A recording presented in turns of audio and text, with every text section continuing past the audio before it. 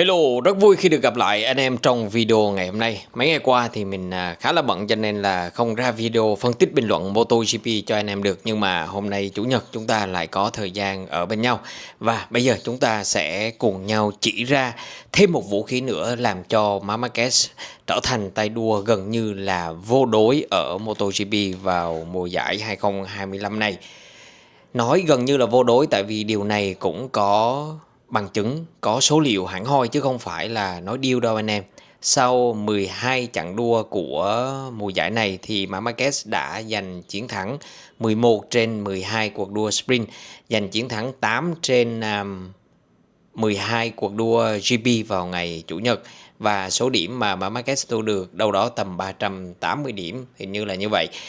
Thực sự đây là một mùa giải làm chúng ta gợi nhớ đến mùa giải 2014 và 2019 của chính Marc Marquez, khi mà tay đua người Tây Ban Nha gần như là càn quét tất cả mọi đối thủ, mọi chướng ngại, mọi vật cản, tất tần tật những cái gì mà bày ra trên đường đua dành cho Marc Marquez thì anh đều vượt qua một cách rất tự tin, rất dễ dàng. Và mùa giải 2025 với màu áo đỏ của Ducati thì Marc Marquez đang lặp lại lịch sử như là mùa 2014 và 2019.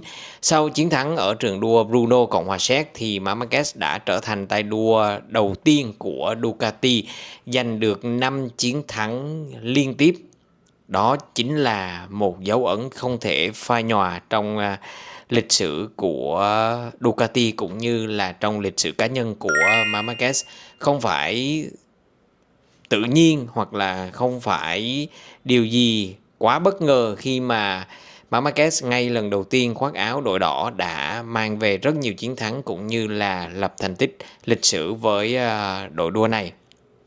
Trước đây chúng ta từng chứng kiến, hoặc là nói đâu xa, chẳng hạn như là năm ngoái đi thì Bagnaia cũng đã có được 10 chiến thắng và đâu đó là có 4 chiến thắng liên tiếp, nhưng mà 5 chiến thắng liên tiếp thì chỉ có Marc Marquez mới làm được mà thôi.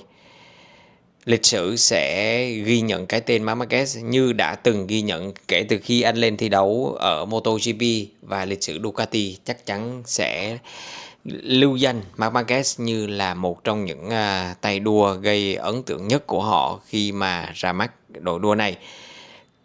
Mặc dù là chưa có chức vô địch nào với Ducati, và chắc chắn là cuối mùa giải năm nay thì Marc Marquez sẽ có chức vô địch với Ducati, nhưng mà những gì thể hiện từ đầu mùa giải đến bây giờ là một điều gì đó làm nức lòng giới hâm mộ, giới lãnh đạo của Ducati khi mà họ đã có một quyết định đúng khi mà chiêu mộ Marc Marquez.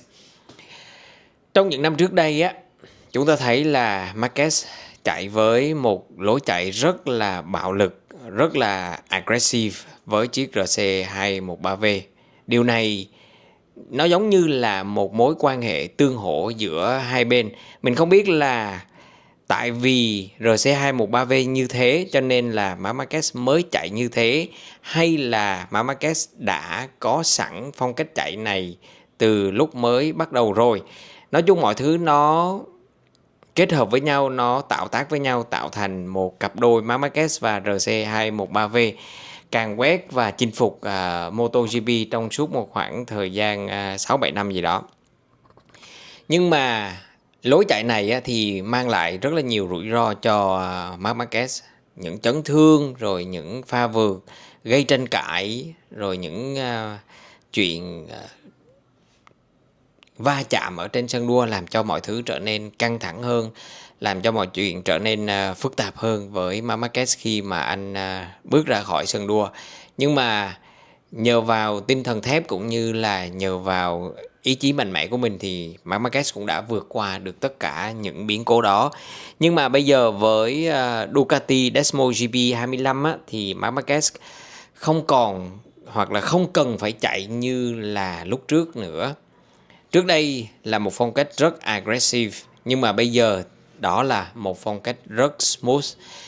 Vũ khí trước đây đã sắc bén rồi, bây giờ thêm một vũ khí nữa còn mạnh mẽ hơn, còn sắc bén hơn. Không có gì tuyệt vời khi mà chúng ta chạy một cách mềm mại, mượt mà. Khi mà chúng ta chạy mềm mại mượt mà thì tự nhiên thành tích của chúng ta sẽ tự đến mà thôi, chứ không cần phải nỗ lực quá sức hoặc là cố gắng quá nhiều. Đúng như lời của Marco Bezzecchi ở trường đua Brno thì thực sự là Marc Marquez đã có một sự chính xác, một sự mềm mại mà hiếm có tay đua nào hiện có ở MotoGP vào thời điểm này. Khi mà dẫn đầu đoàn đua 6-7 vòng gì đó thì Marco Bezzecchi thi đấu với một phong cách giống như là Marc Marquez ngày xưa, rất aggressive, đặc biệt là khi mà thắng chiếc RSGP để mà vào cua thì Marc Marquez cứ an nhiên tự tại chạy ở phía sau một cách rất là thoải mái vậy thôi. Đến thời điểm cần vượt thì Marc Marquez sẽ vượt, không cần phải chạy theo đúng phong cách của Marco Bezzecchi, đó là thắng trễ hoặc là thắng một cách rất là bạo lực, không cần phải như vậy. Khi mà Marc Marquez đã vượt qua Marco Bezzecchi rồi á thì chạy ở sau tay đua người Ý mới thấy là Marc Marquez vào cua rất là nhanh và rất là mượt. Có thể là Marc Marquez không cần phải thắng quá trễ quá sâu như đã từng thắng trên chiếc RC213V, nhưng mà Marc Marquez có một khả năng là đưa chiếc GP25 carry a lot of speed khi mà vào cua như thế, mang rất nhiều tốc độ khi mà vào cua, làm cho mọi nỗ lực của Marco Bezzecchi cho dù có thắng trễ thắng sâu như thế nào đi nữa thì cũng không thể nào chống đỡ lại với tốc độ trong cua của Marc Marquez. Nên là một khi đã vào cua mượt mà như thế thì việc ra cua cũng trở nên dễ dàng hơn. Đặc biệt là với một chiếc xe với khả năng tăng tốc accelerate mạnh mẽ như là GP25, không phải là mạnh mẽ nữa mà gọi là đỉnh nóc kịch trần luôn. Những chiếc GP của Ducati phải nói là mở ga rồi hạ thiết bị điều chỉnh độ cao và cứ như thế giống như là một quả tên lửa. Trong đôi tay của Marc Marquez nữa thì không còn gì để nói nữa. Tự chung lại á thì bây giờ Marc Marquez là một tay đua tài sắc vẹn toàn. Trước đây đã có một thứ võ công cũng đã từng đánh Đông dẹp Bắc rồi.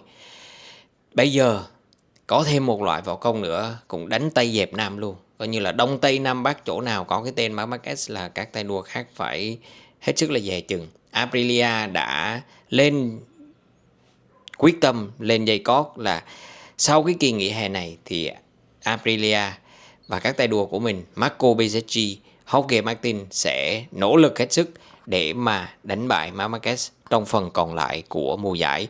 10 chặng đua còn lại của mùa giải sẽ là thời điểm để mà Aprilia có thể phản công, có thể phản đòn những gì mà Marc Marquez đã lấy của Aprilia trong đầu mùa giải năm nay. Mùa giải năm nay sẽ có 22 chặng, tất cả chúng ta đã đi được 12 chặng rồi và 10 chặng còn lại sẽ là cơ hội để mà Aprilia thách thức mạnh hơn nữa Marc Marquez và Ducati. Anh em thấy vũ khí mới của Ducati như thế nào? Vũ khí mới của Marc Marquez như thế nào thì hãy để vào trong phần bình luận của video này nha. Và liệu Aprilia có đánh bại được Marc Marquez và Ducati trong phần còn lại của mùa giải năm nay hay không?